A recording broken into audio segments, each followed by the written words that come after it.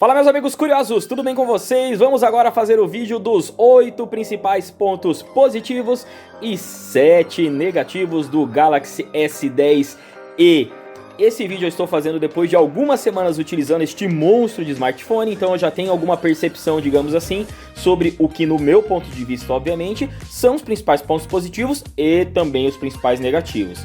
Reforçando, como eu sempre digo, galera, obviamente, nem tudo que eu vejo como ponto positivo ou negativo pode também refletir na sua opinião. Então relaxem, se discordarem com alguma coisa, comentem, coloquem aí nos comentários, sempre com educação, por favor. Agora, sem mais enrola, vamos começar agora, primeiro, iniciando pelos pontos positivos. Primeiro ponto, design. Galera, não tem o que discutir. Muitos podem falar que esse smartphone é muito pequeno comparado aos padrões atuais de phablets ou monstros, né? Que tem alguns smartphones aí que tem a tela gigantesca. Esse cara aqui tem a tela de 5.8 polegadas, que com certeza não é uma tela pequena, só que obviamente comparado a outros monstros de tamanho do mercado parece ser pequena, mas no final, galera, dá uma pegada muito boa nas mãos. Obviamente, além do design em si, que é o foco aqui do que eu tô falando agora, ou seja, ele todo de vidro atrás, nesse caso aqui a versão azul que eu achei muito linda, todo bem acabado em metal nas laterais, enfim, um smartphone muito bem acabado. Eu tô colocando junto no design a própria pegada dele ou o formato dele como um todo, que, como eu digo, apesar de não ser absurdamente grande a tela, é um tamanho mais do que suficiente para você ver qualquer vídeo de forma legal e para você ter uma pegada ainda assim tranquila e mais confortável, digamos assim.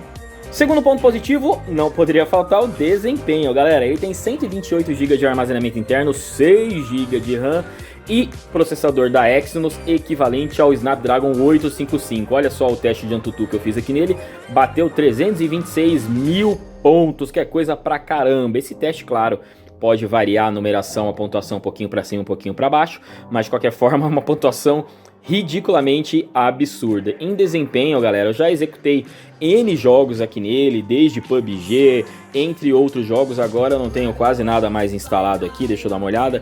Tenho pouquíssimos jogos aqui, mas obviamente todos os jogos que eu executei rodaram liso. E vocês podem ter certeza que qualquer jogo do mercado atualmente vai rodar tudo no máximo. Além, obviamente, de qualquer outro aplicativo, seja Facebook, Instagram, iFood, OLX, Mercado Livre, qualquer aplicativo que você executar, meu amigo, não tem como engasgar, porque esse smartphone, falando de hardware, é um monstro realmente. Terceiro ponto positivo, o som dele, que é um som estéreo, ou seja, ele sai som tanto no speaker aqui de cima, quanto, óbvio, aqui no speaker de baixo. Dá uma diferença muito, mas muito grande, galera. É realmente outro nível de som.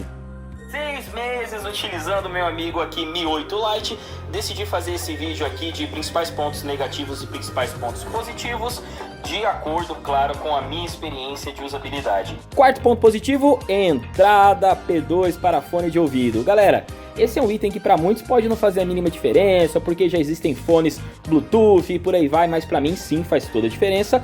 Eu quero ter a opção de, se eu quiser conectar um fone Bluetooth, eu poder conectar, mas se eu quiser um fone normal, também poder conectar. Infelizmente, várias marcas hoje, várias empresas já não estão mais colocando a entrada P2 nos seus smartphones. Graças ao bom senhor da tecnologia, a Samsung continua mantendo para a grande maioria, não sei se ela tirou para algum, mas até onde eu sei, para a grande maioria dos smartphones, inclusive para o S10e, continua a entrada P2. Continue assim, Samsung. Quinto ponto positivo, fones AKG. Sim, galera, para quem não conhece, a AKG é uma das marcas mais conceituadas aí de fones, entre outras coisas aí do mercado, e a Samsung, em parceria com eles, está enviando já junto no pacote aqui da embalagem os fones da AKG, que para mim sim é um diferencial e eu tenho que colocar como ponto positivo. Muito bom. Sexto ponto positivo, a tela dele, galera. A tela dele, a Samsung tá chamando de Dynamic AMOLED, ou Dynamic AMOLED, ou AMOLED dinâmico, sei lá. O fato é que a tela é espetacular. Ela não é uma tela 4K, é uma tela Full HD+, porém, galera, na boa, na prática, você não consegue diferenciar nada com relação a qualquer outra tela top do mercado. A tela dele é espetacular. Também tem relação, como eu já disse no início do vídeo, com o tamanho, que apesar de não ser um tamanho ridiculamente grande, também não é pequeno. Na minha visão é o tamanho ideal. Minha mão é muito pequena, tá, gente? Então só pra vocês terem uma ideia, ó, minha mão praticamente fecha aqui na tela.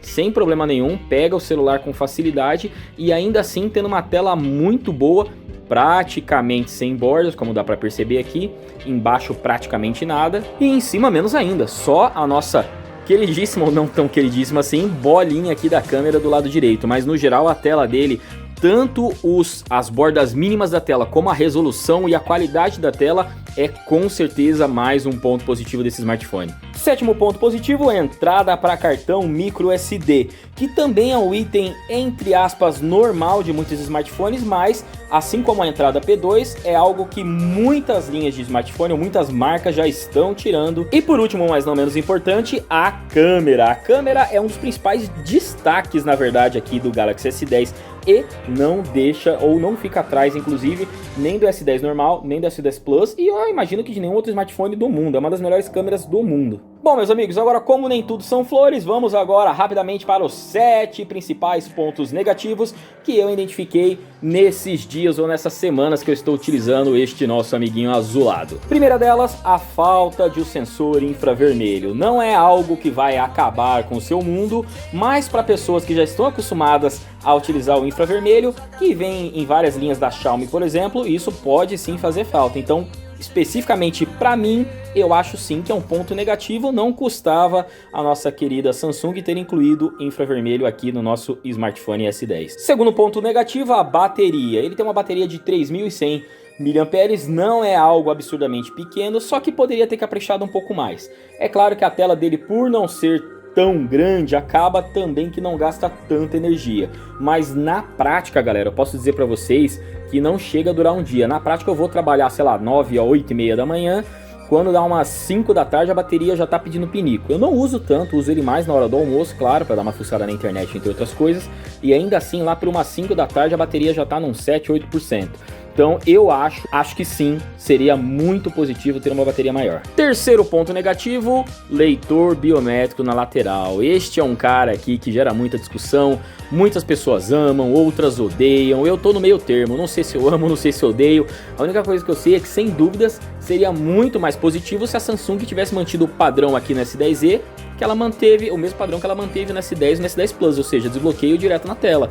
É óbvio que sairia um pouquinho mais caro, mas poxa, seria muito mais legal. Quarto ponto negativo, a falta de rádio nesse smartphone. Eu sei que você pode baixar rádios via streaming, rádio, enfim, só que o rádio normal que você utiliza sem precisar de internet, por exemplo, pra mim, pelo menos, que gosto muito de escutar rádio na hora do almoço, ou até às vezes durante o dia trabalhando, pra mim faz falta. Tá? E se eu não tiver naquele momento uma conexão 3G, 4G, eu sei que hoje em dia todo mundo tem, mas assim, de novo, eu quero ter a opção, se eu quiser não utilizar minha conexão, eu poder utilizar um rádio normal.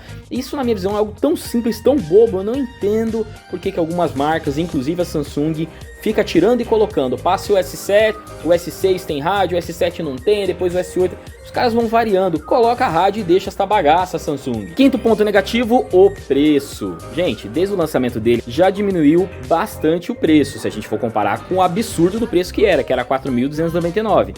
Agora você acha aí na média por 2.500 para cima, 2.500, 2.900, 3.200 e por aí vai. Tô aqui no Buscapé dando uma olhada rápida em várias lojas, a maioria acima de R$ 2.500, mas que ainda assim, como mostra o gráfico aqui, diminuiu bastante, ainda assim tá muito caro. Então, sem dúvidas, pelo menos até o momento, o preço com certeza não favorece. Sexto ponto negativo, botão Bixby. No mínimo, fica um botão inútil aqui, galera, porque eu não sei se alguém no mundo usa essa bagaça desse Bixby. Agora, eu com certeza não utilizo. Eu até já desativei aqui, na verdade eu coloquei acho que só pra... Aí, se eu der 2 toques, ele vai pro Bixby. Mas poxa, alguns smartphones aí já colocam alguns botões que, por exemplo, você aciona o assistente do Google, ou você consegue configurar o que você quer que esse botão faça. A Samsung vai lá e me coloca esse botão fixo só para Bixby. Se eu não quiser usar Bixby, lasque-se, eu fico com um botão aqui sobressalente sobrando sem poder utilizar para nada, que é o caso. Então, na boa, com certeza é um ponto negativo. E por último, sistema de gestos.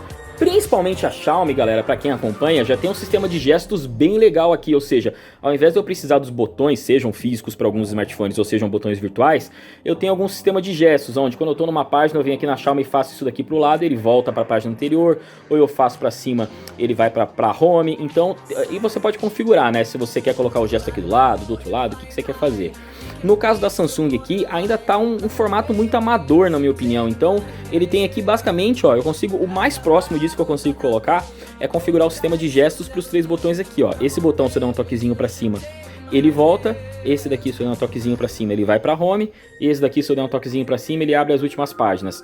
Tudo bem, é um sisteminha básico, até funciona, mas sem dúvida é um sistema muito mais tabajara do que várias outras empresas que já implementaram. Entre elas, acho que a que tá mais avançada nisso aí é a Xiaomi. Então, Samsung, vamos melhorar esse software aí, hein? E é isso, meus amigos, eu espero que vocês tenham gostado. Eu sei que pontos positivos e negativos nunca é um consenso, então coloquem aí nos comentários a opinião de vocês.